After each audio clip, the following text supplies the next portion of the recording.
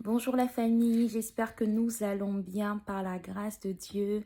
Je voulais partager par cette vidéo le message que nous avons eu dimanche dernier qui s'intitulait «Dieu t'appelle à s'aligner sur ses pensées». Le message était donné par le pasteur Serge Azébazé. Et en gros, le message nous a parlé d'une parole donnée par Dieu dans Philippiens 4:8 qui dit «Je vais lire. Au reste, frères, que tout ce qui est vrai, que tout ce qui est honorable, tout ce qui est juste, tout ce qui est pur, tout ce qui est aimable, tout ce qui mérite l'approbation, ce qui est vertueux et digne de louange, soit l'objet de vos pensées. » Ce passage, en fait, décrit la pensée de Dieu.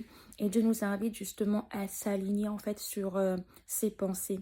Et qu'est-ce qui se passe lorsqu'on s'aligne sur ses pensées? Le pasteur Serge nous a partagé 3 points.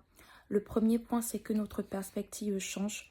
Du coup, lorsqu'on vit par exemple des situations difficiles, des blessures, on ne le vit pas d'une manière, on va dire selon le monde, une manière humaine, mais on le vit en fait avec la pensée de Dieu. Et on sait que toute chose concourt au bien de ceux qui aiment Dieu. Donc, on est plus serein. Même si c'est difficile, on est serein parce qu'on sait, on sait que Dieu est au contrôle de notre situation.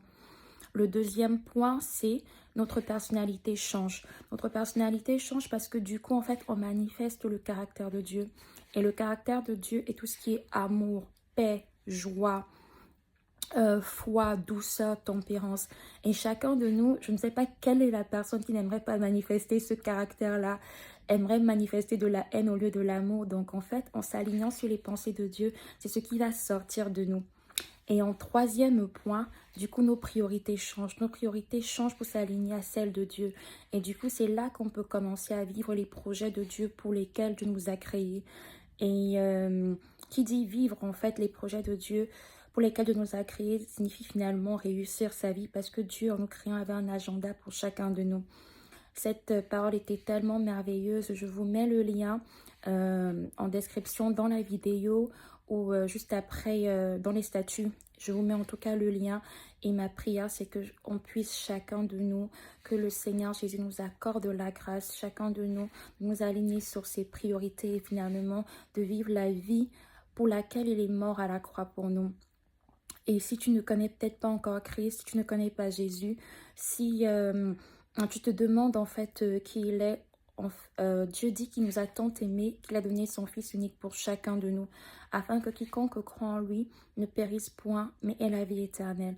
Moi, j'ai fait une prière qui a totalement changé ma vie, où j'ai demandé au Seigneur Jésus-Christ de venir dans ma vie et de faire de moi la personne qu'il veut que je sois. Il m'a donné sa vie, m'a donné son amour. Je te mets également la prière en description et je prie. Ma prière, c'est que tu rencontres cet amour véritable qu'est le Seigneur Jésus.